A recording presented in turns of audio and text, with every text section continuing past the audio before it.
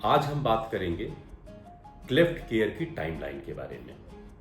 तो इसके अंदर सबसे पहला सवाल आता है, क्या क्लेफ्ट जन्म के पहले डिटेक्ट किया जा सकता है?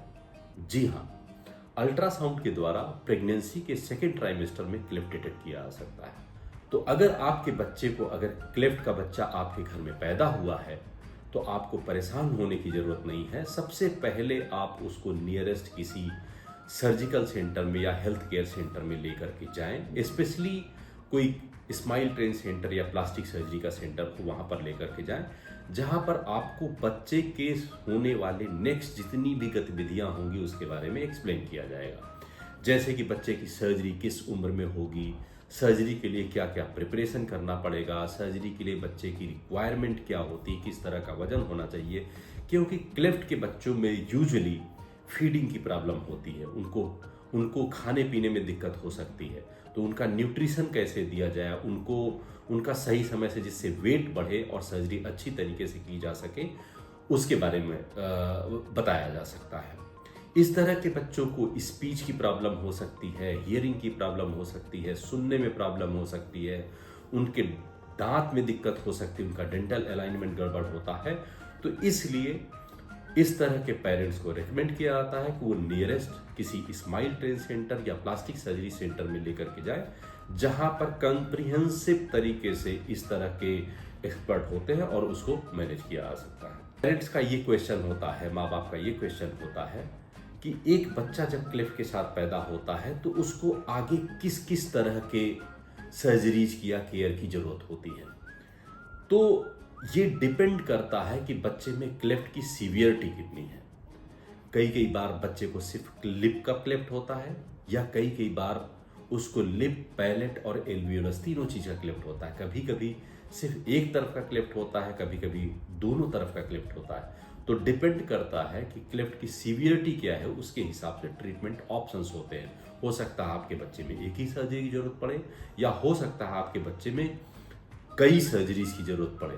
पैदा होने से लेकर के 20 साल के बीच में कई सर्जरी की जरूरत पड़ सकती है। डिपेंड करता है कि बच्चे की क्लेफ्ट की सीवियरिटी कितनी है। लेकिन आपको रेकमेंड ये किया जाता है कि आप बच्चे को जब भी पैदा होता है उसके इमीडिएटली बाद किसी क्लेफ्ट सेंटर में या स्माइल ट्रेन सेंटर में लेके जाए। अमूमन क्लेफ्ट लिप की जो होंठ कटा हुआ होता है उसकी सर्जरी का टाइम 3 महीने होता है, और क्लेफ्ट पैलेट का टाइम जो होता है, तालू कटा हुआ होता है, उसके पैलेट का टाइम 9 महीने से 1 साल के बीच में होता है, क्योंकि इस समय बच्चा सीखना शुरू करता है। और इस तरह के बच्चों को usually depending upon cleft severity, उनको सुनने में, बोलने में, कान में इन्फेक्शन हो सकता है, उनके डेंटल अलाइनमेंट में डिफिकल्टी हो सकती है, उनके दांत में कीड़े लगने की संभावना ज़्यादा होती है, उनका दांत सड़ने की टेंडेंसी ज़्यादा होती है। इवन कई बार बच्चों की फेस की ग्रोथ में प्रॉब्लम हो सकती है, उनका फेस का डेवलपमेंट, उनका प्रोफाइल डेवलपमेंट अच्छा नहीं होता है। तो इन सब चीज़ों के लिए भी सर्जरीज बनती है, डिपेंडिंग अपॉन उसकी रिक्वायरमेंट कितनी है। तो जैसे मैंने बताया, पैदा होने से लेकर के 20 साल तक के बीच में उसको हर तरह की सर्जरी की जरूरत पड़ती है, किस तरह की उसकी सीवियरिटी है। पेरेंट्स ये पूछते हैं कि ये जो क्लेफ्ट की जर्नी है उसमें पेरेंट्स का क्या रोल होता है। तो पेरेंट्स का बहुत ही इंपॉर्टेंट रोल है, क्योंकि पेरेंट्स ही होते हैं जो बच्चे के साथ हमेशा साथ में रहते हैं। पैदा होने से लेकर के स्कूल जाने तक में पेरेंट्स ही ऐसे होते हैं जो बच्चे के साथ हमेशा होते हैं। तो आपकी रिस्पॉन्सिबिलिटी बनती है कि सबसे पहले आपको एक्सेप्टेंस होना चाहिए अपने बच्चे के लिए, और घबराइए बिल्कुल नहीं, आपका बच्चा पूरी तरह से नॉर्मल हो सकता है।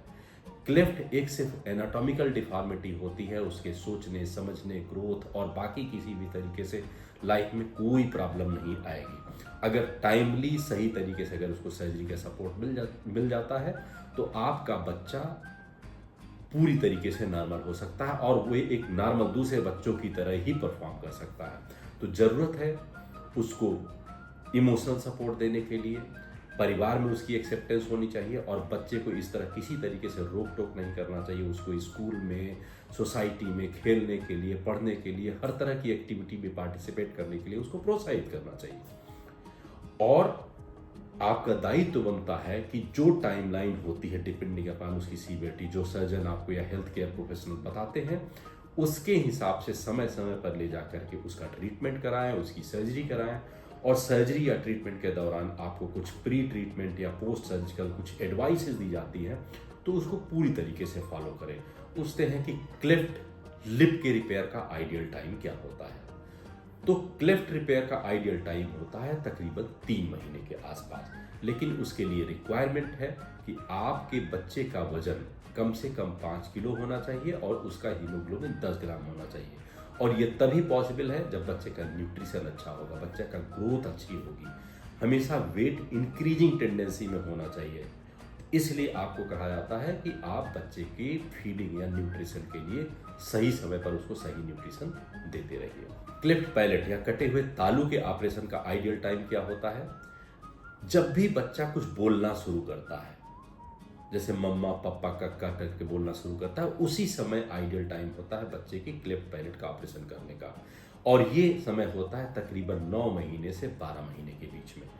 अगर सही समय पर क्लिफ्ट पैलेट का ऑपरेशन होता है तो बच्चे की स्पीच नियरली नॉर्मल होती है, उसके बोलने में क्षमता में कोई डिफिकल्टी नहीं आती है। कटे तालू क्लिफ्ट पैलेट की वजह से बच्चों में स्पीच की दिक्कत आ सकती है। तो सर्जरी के साथ साथ आपको हमेशा ये रिकमेंड किया जाता है कि स्पीच पैथोलॉजिस्ट, जो स्पीच थेरेपिस्ट होते हैं, उनको आप सही समय पर कंसल्ट करते रहें, जो आपको स्पीच थेरेपी दे करके आपके बच्चे की आवाज़ को सुधारने में हेल्प कर सकते हैं। क्या इस तरह के बच्चे, क्लेफ्ट पैलेट के बच्चों में इन्फेक्शन होने की पॉसिबिलिटी ज़्यादा होती है? हाँ, क्योंकि मुंह की कैविटी और नाक की कैविटी के बीच में जो तालु होता है वो उनके अंदर खुला हुआ होता है। तो वो जो कुछ भी खाते पीते हैं उनकी टेंडेंसी होती है कि नाक के अंदर भी जाता है रिगर्जिटेट होकर के। तो इस तरह से उनके अंदर नाक के अंदर इन्फेक्शन होने की पॉसिबिलिटी दूसरे बच्चों से हमेशा ज़्यादा होती है। और यूजली हमारा मुंह की कैविटी कान की कैविटी से कनेक्टेड होती है यूस्टेकियन ट्यूब के थ्रू। तो क्लेफ्ट पैलेट के बच्चों में कान के अंदर इस तरह के इन्फेक्शन जाने की पॉसिबिलिटी बहुत ज़्यादा होती है, जिसकी वजह से उनके कान में बार बार इन्फेक्शन होता है। और इस तरह का इन्फेक्शन अगर कई बार होता है तो उनके सुनने की शक्ति में भी फर्क पड़ सकता है। इसलिए रेकमेंड किया जाता है कि तालू का ऑपरेशन सही समय से कराया जाए।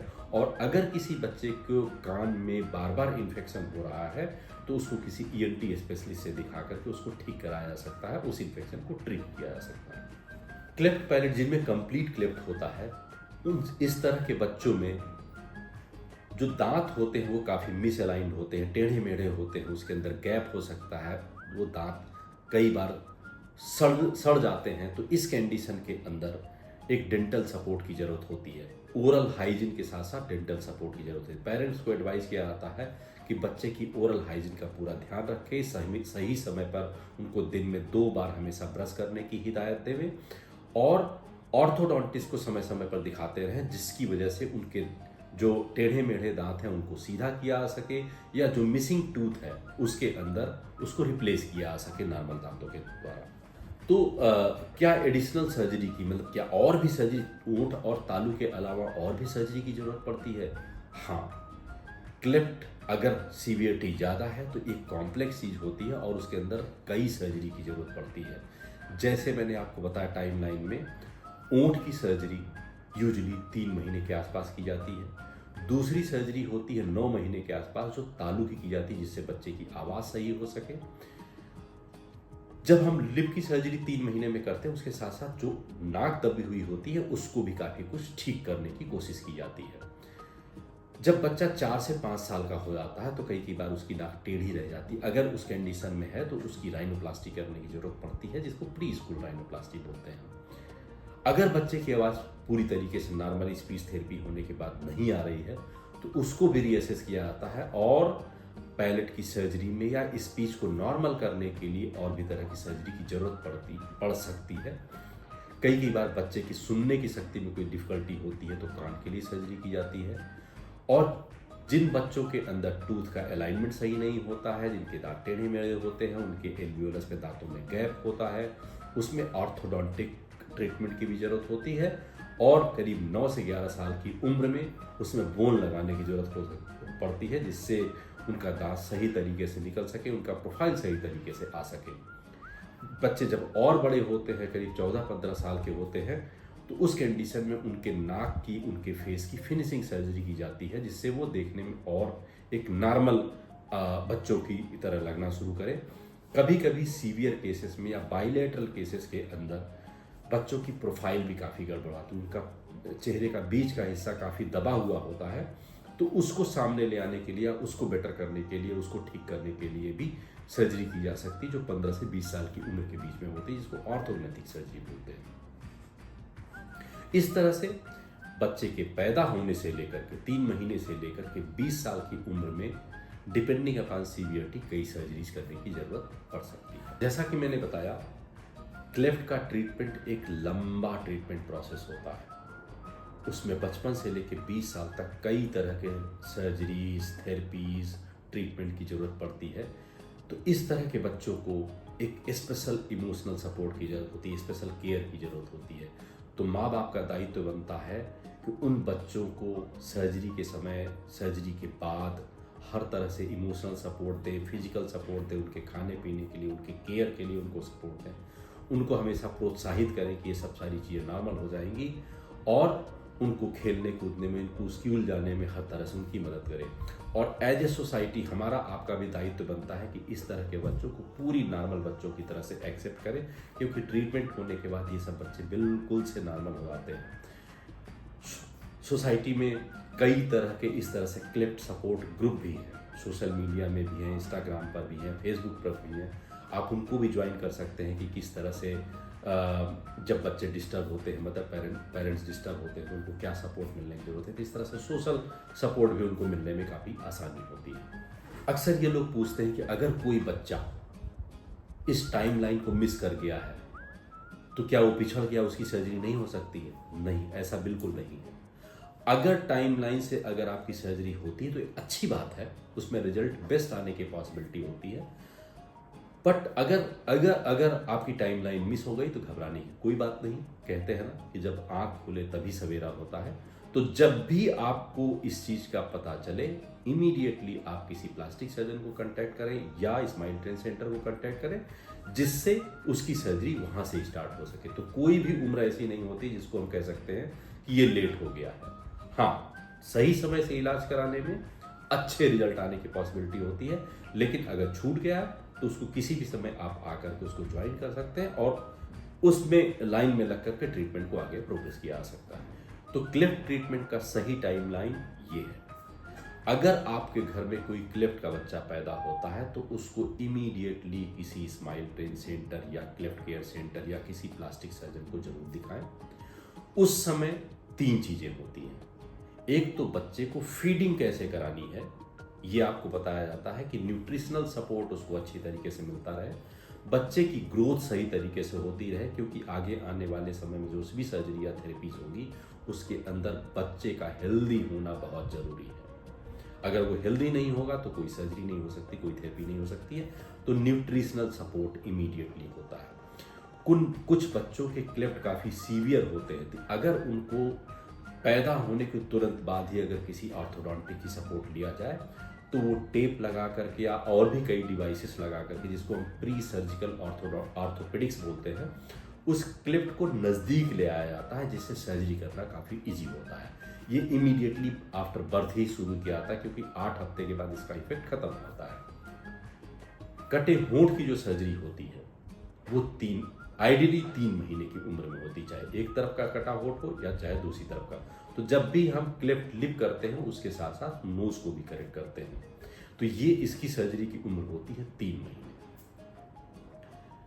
क्लेफ्ट पैलेट जो कटा हुआ तालू होता है उसकी सही समय होता है 9 महीने से 1 साल के बीच में, क्योंकि इस समय बच्चा कुछ ना कुछ बोलना शुरू करता है। तो उसको अगर नॉर्मल पैलेट मिलेगा तो उसकी आवाज़ सही होगी।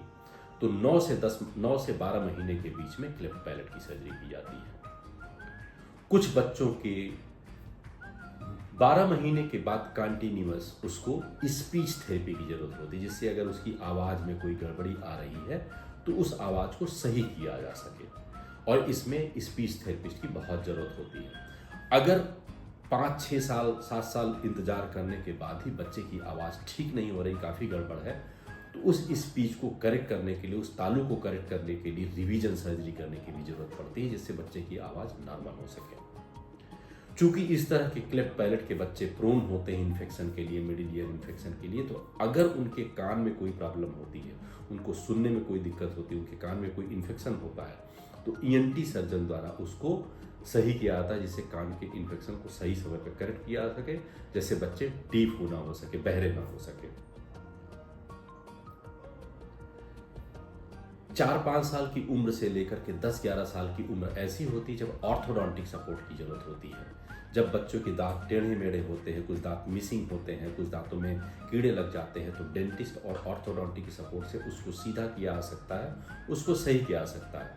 9 से 11 साल की उम्र के बीच में जो आपके एल्वियोलस, जो मसूड़ा होता है, उसके बीच में जो गैप होता है, उसके अंदर बोन डालने की सर्जरी होती है, जिसको हम एल्वियोलर बोन ग्राफ्ट बोलते हैं, जिसमें कमर के पास से बोन निकाल करके उसके अंदर फिल किया जा सकता है, जिससे आपका मसूड़ा जुड़ सके और दांत उसके अंदर सही तरीके से निकल के आ सके। तो इसकी सर्जरी, एल्वियोलर बोन ग्राफ्टिंग की सर्जरी 9 से 11 साल के बीच में होती है। जब बच्चे की फेस का ग्रोथ कंप्लीट हुआ है, तकरीबन 14-15 साल के आसपास, तो उसके अंदर और भी देखना पड़ता है कि बच्चे की लुक में कोई प्रॉब्लम तो नहीं है, उसका प्रोफाइल सही है, उसकी स्कार सही है, उसकी नाक सही है। तो कई बार फिनिशिंग टच देने के लिए ऊंट के सर्जरी के रिवीजन की जरूरत पड़ती है, स्कार के रिवीजन की जरूरत पड़ती है, नोज को थोड़ा और फिनिश करके बेहतर करने की कोशिश करने की फेस होती है। कुछ बच्चों में फेस काफ़ी दबा हुआ होता है, जिनके अंदर सीवियरिटी ज़्यादा होती है, उनका फेस काफ़ी दबा हुआ होता है। तो ऐसे बच्चों में फेस की ग्रोथ कंप्लीट होने के बाद, मतलब 15 से 20 साल के बीच में, उनकी चेहरे की हड्डियों को भी मोबिलाइज करके उनके चेहरे की हड्डियों को भी सही किया जा सकता है, जिससे उनकी प्रोफाइल या उसका जो दबा हुआ पोर्शन है वो सही हो सके, जिसको हम आर्थोग्नेथिक सर्जरी बोलते हैं। ये 15 से 20 साल के बीच में होता है। चूंकि सीवियरिटी के हिसाब से कई सर्जरीज या कई तरह के थेरेपी की जरूरत पड़ती है, तो इस तरह के बच्चों को जरूरी होता है कि थ्रू आउट देयर लाइफ उनको अच्छी तरीके से न्यूट्रिशन मिलते रहना चाहिए, वो हेल्दी होने चाहिए, उनका हीमोग्लोबिन सही होना चाहिए, उनका प्रोटीन सही होना चाहिए, उनका वेट सही तरीके से बढ़ना चाहिए, जिससे ये सब सर्जरी बिना किसी कॉम्प्लिकेशन से सही तरीके से रिकवर कर सके। तो उनका न्यूट्रिशनल सपोर्ट बहुत ज़रूरी है, उनको इमोशनल सपोर्ट बहुत ज़रूरी है। उनको, बच्चों को जो टीके लगते हैं वो क्लेफ्ट की वजह से किसी तरीके से कोई इफेक्ट नहीं होते हैं। तो जो नेशनल इम्यूनाइजेशन शेड्यूल है उसके हिसाब से टीके जो लगते हैं उसको नॉर्मल तरीके से लगवाते रहे, जिससे उनकी इम्यूनिटी नॉर्मल तरीके से रहे और उनको किसी भी तरीके से कोई इन्फेक्शन नहीं हो।